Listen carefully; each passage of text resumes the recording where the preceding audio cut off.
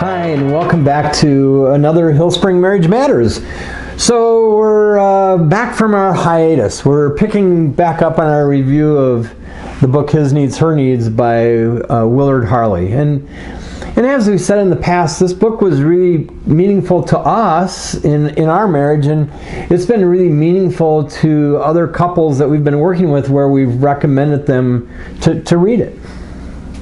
Yes, so the topic today might be a little bit questionable.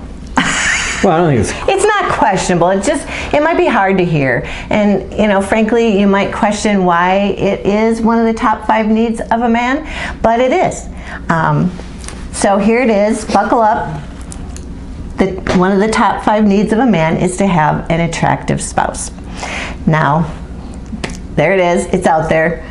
Harley actually has gotten letters of complaints from men and women saying that maybe it shouldn't be one of the top 5 needs of a man, or maybe for some men it doesn't feel like it's a top 5 need. But anyway, it's in the book. It is a top 5 need. It is a top 5 need in our marriage, and it was one that we had to grapple with, or I had to grapple with as the wife. Yeah, and so I think this one's interesting, and the reason that it's interesting is I'm kind of schizophrenic on it, meaning I agree with it, but then I find myself thinking, gosh, Kurt, are you really that shallow? Shouldn't husbands be more interested, shouldn't I be more interested in Lori's characteristics, such as her honesty, her caring, her trust, her heart for God, her being filled with the gifts of the Holy Spirit? Shouldn't I be more concerned with that than how she looks? And I think here's the case. Both things are and can be true. I deeply love Lori's character. She's a woman after God's own heart, but I also know and recognize the beautiful woman that I dated and married. Now, to be clear, not all men, as I stated before, might have this as a really high priority need, but it still is listed as one of the high needs of a man. So here's the fact. When Kurt and I were dating, I would intentionally make sure that I was showered, clean, had my full makeup on, dressed in the nicest clothes that I had, because I wanted to look nice for him. So what he saw and experienced in learning to know who I was, that's who he fell in love with.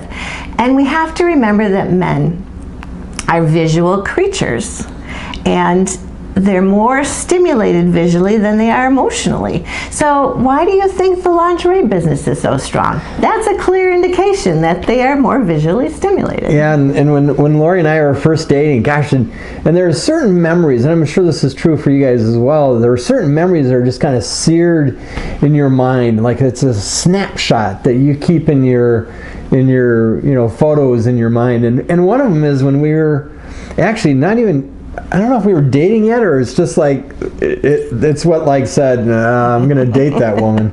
Anyway, she had this black turtleneck, and she'd wear that with a pair of blue jeans, and that coupled with her long blonde hair, gosh, did that make my heart go pitter-patter. So in Harley's research, he found that most men have a need for an attractive spouse.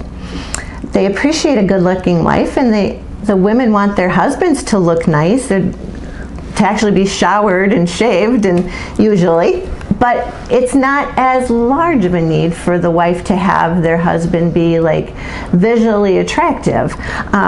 Women are more likely to fall in men that meet their other emotional needs, like affection, intimate conversation, openness and honesty, and so on. Yeah, it's hard to explain without sounding pathetically shallow, as I said, but I appreciate when Lori looks good. Here's the thing, it sends the same signal to me as when we were dating. I interpret that as that she wants me, that she thinks I'm worth the effort, and that she wants me to be attracted to her. Men love to be wanted, even after 42 years of marriage. I still want to be wanted by Lori, and when she makes the effort to look good, that sends that signal to me. So men love an attractive spouse for that reason.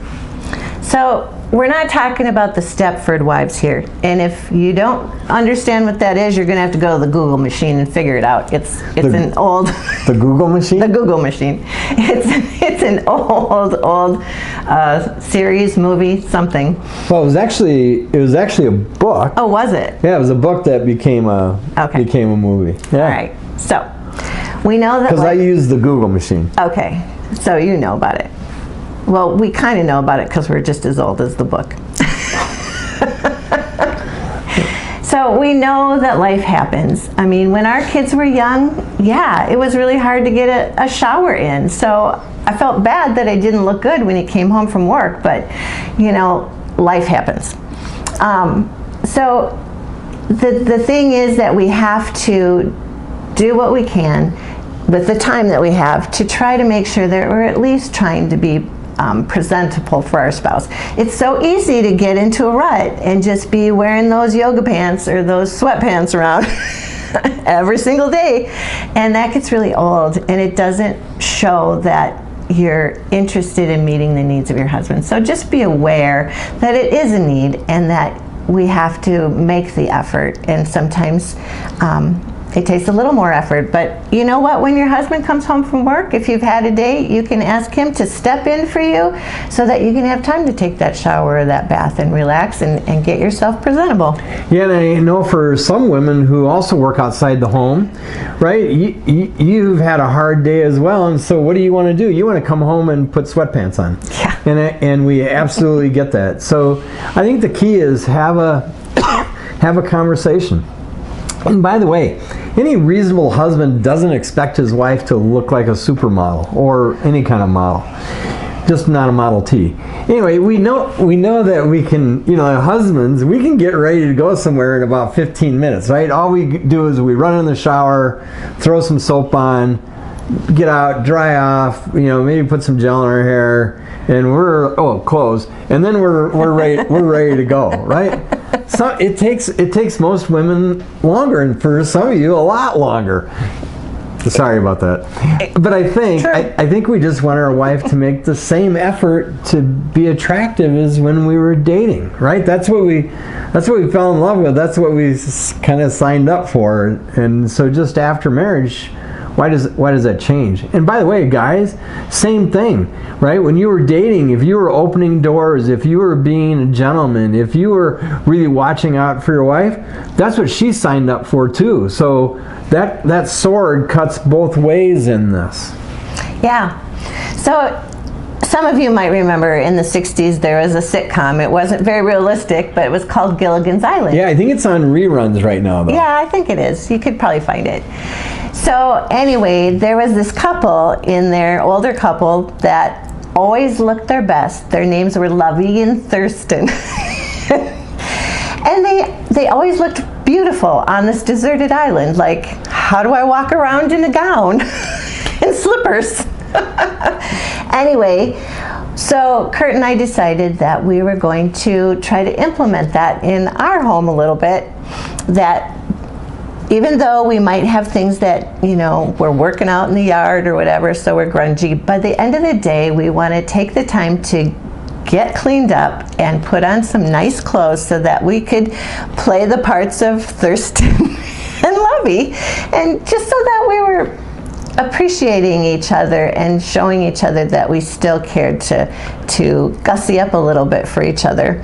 So why should that mentality of, when you're dating and you're working hard to look good for each other, why should that go away when you've had marriage or 42 years of marriage? Yeah, and so, sometimes it's just complacency. Yeah. Yeah, and so don't get lazy in this, right? Either for husbands or wives, don't get lazy.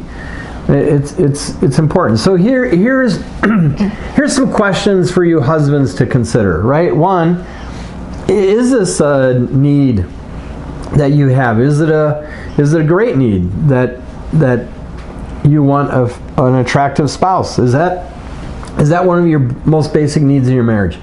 Two, has your wife's appearance become maybe less attractive since your wedding? Do you like the way that she looks, or do you just kind of say you do because you don't want to stir the pot? And number 3, if your wife was willing to change anything about her physical appearance, what would you ask her to change and why? Okay. Here's some questions for the wives then. Number 1, do you take your husband's need for you to be attractive seriously? And if you don't, why not? Number 2, does your husband like the way you look most of the time? Do you like the way you look most of the time? Is there a disconnect there? If he likes the way you look, maybe he loves long hair and maybe you really love short hair. Is there a compromise you can make? No, there's nothing going on. Number 3, how much care and time do you spend in the way that you look?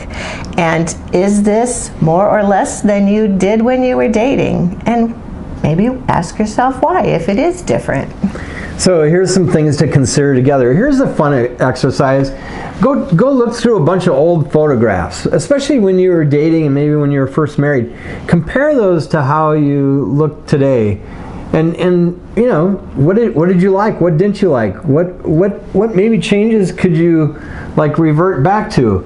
I mean, I don't know about bell-bottom jeans, but you know, maybe there's some other things that you might want to consider. And then share the answers that you had with those previous questions that we just went through, the husbands and wife questions. Just share them with each other and be really respectful as you're going through them and answering them. Yeah, and I think the third question that you can work on together is like, how can each of you become a little bit more attractive to each other? And how important is it, right? We've talked previously several times about how important it is to continue to date your spouse. Well, under that, what all comes along with it? It's quite frankly making the effort to look your best. Why does that change once you've been married for 42 years? Well, the answer is it shouldn't change. So hopefully this has been at least nothing but thought-provoking. Hopefully it doesn't create any tension, strong conversations. But it does give you something to think about, and I think Harley's points that he makes in his book are really good. Yes. And as always, we look forward to hearing from you. So if you have thoughts, cares, concerns, topics that you'd like for us to address in future blogs, whatever we're calling this thing, we'd love to hear from you. You can email us at hillspringmarriagematters@gmail.com. And as always, we love you guys. We're praying for your marriages because strong marriages can change the world. And always remember that your marriage matters.